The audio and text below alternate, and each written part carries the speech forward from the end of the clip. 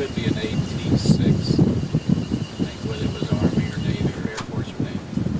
This is an SNJ-5 or a T-16, real common for the aircraft we might be seeing here at the air show. The aircraft carries 110 gallons of fuel, and about 105.5 is usable on the aircraft.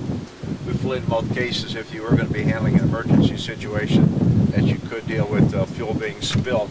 We have two external fillers, one on each wing, and each wing makes it. We have one on each side of this particular model aircraft. And this would be about the most common, what you'll see with both the D model and the G model is one filler. However, the later model aircraft did have an extra 30 gallons of fuel, 50 gallons on each side.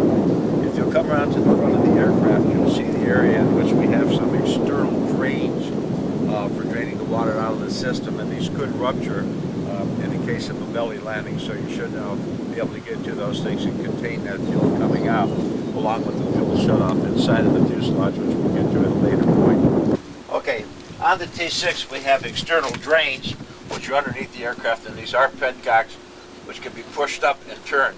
They're very vulnerable to a ground effect, and these valves can be ripped off quite easily, so we have to consider that maybe both of them might rupture and you'd have fuel pour out of 2 points on the aircraft. And again, the internal shutoff will have nothing to do with this. You're going to lose the fuel, so we're going to have to contain underneath the aircraft and the possibility of fire from sparks. More than likely either an oil or a gas type of fire. Fire could start anywhere from the front of the engine, particularly yourself into the back of the case. You can't force this one to have enough force on your firing equipment. You can't get through to the back accessory case. However, you have a much better chance of blowing in through the sides, through the inner column, or if possible, back to this column. So if a man were to come up on the wing, we would be able to concentrate a direct flow of some kind of retardant, flame retardant, into the side of the aircraft. Exhaust fires are normally contained inside the exhaust, and the stack is pretty solid, although we have had exhaust fires from Corvusol or some backup fuel into the system. That can usually be squelched that way. The next thing we'd do would be to remove this panel from the side and try to get directly to the carburetor or the source of the fuel or oil into the engine. Alright, next thing we want to do is remove the side panel. This will not only access the carburetor and all the engine accessories, it will also access the battery. If at all possible, we always want to disconnect the battery to remove any source of spark that could ignite that fuel pouring out of the bottom of this engine. And at any given time we might have a ruptured hose up in the engine case here. So it would give us access to the fuel or the oil lines coming out of the oil tank or the carburetor. Pretty easy to pop the panel off and chug it. Here's your battery. All you have to do is reach in and turn this handle, then this will be a quick release for the battery. Also down inside of here are your accessories, your carburetor, and your mags, your generator, and your starter. And any of these could catch fire. They're all electrical, and we've had problems with every one of those component parts. Of course, you have all of the hoses and the lines, but this would be the most direct way into getting to the source of the fire if you can get the paddle off and get to it if it isn't too hot. Main oil tank up in this section here. And then there's the mags, starter, oil filter, all the fuel lines, electrical lines about through here. That type of a disconnect. Understand is that it's not uncommon to hear about on this aircraft, and we've had 5 instances in the past few years with warbirds, especially the T-6, where a gear had collapsed on the ground loop. Should one gear come down, you can create sparks. You could start a fire in this wing. This is the access side of the airplane, so now you're going to have a problem to get into the aircraft with this wing being higher, this wing being on the ground. If a fire were to start on that side, you're going to have to come in from this side to get to the pilot. Concentrate on your fire, concentrate on your recovery from this side. And the only way you're going to be able to do that is to take the window out. The windows will come out quite easily with the foot or a lot of foot pressure. You don't want to hit with the sledgehammer because you'll probably go right through the glass and kill the pilot anyhow. So we should think about that.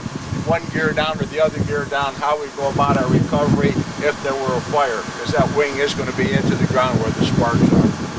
Into the aircraft, we try to hit the wing walk area because it this is the strongest part of the wing, and we don't want to put a foot through a panel or something and maybe cut a rescuer's leg.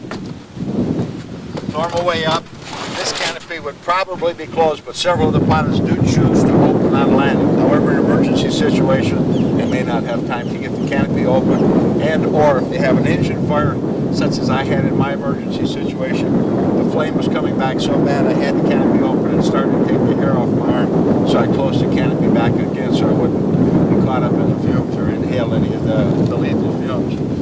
We have a tab on here. All it is a lift-up tab to slide to get into the pilot. However, this is a quick bust-out type situation. You can bust in on this thing and pull, and it'll pull right out. Or on the inside, we have a release handle that will pop this whole panel out if necessary. On the back side, the back passenger, you have a tab up here. All you have to do is reach up, get the tab, and pull, and it'll quick release. Both seat harnesses in the aircraft are going to be exactly the same. You would have two shoulder harnesses and the standard type seat harness. This will be a quick release with the latch release handle, but then again, the passenger might be sloughed down over these things and you might need a knife to cut the belt. Inside the aircraft, if the pilot hasn't had time to handle the emergency, is to get the mags off, get the power off, get the fuel off. Here's a shut-off valve on your fuel. That's going to be your normal shutdown procedure. You're going to just down, back, and off. It has different select positions. You have an off, you have a reserve position, you have a left, and you have a right, and back to the off position again. And these have a pointer type valve on them. We'll point to the position that is properly in. And when we go up from here, we go to the throttle quadrant, again to check mixture off, throttle back, and all of these positions. Mag switch to the off position, starter and generator buttons down.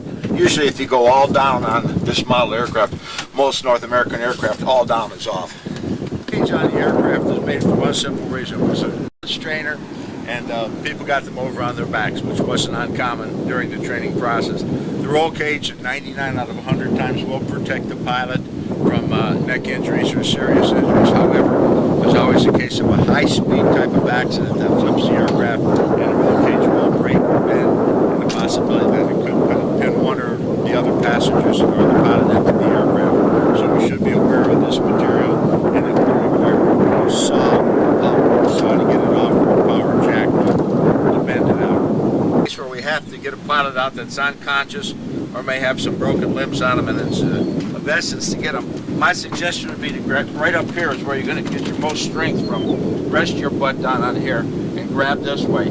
Have one person grab it by the shoulders, under the shoulders, by the uniform, and one on either side grabbing the arm and lift so.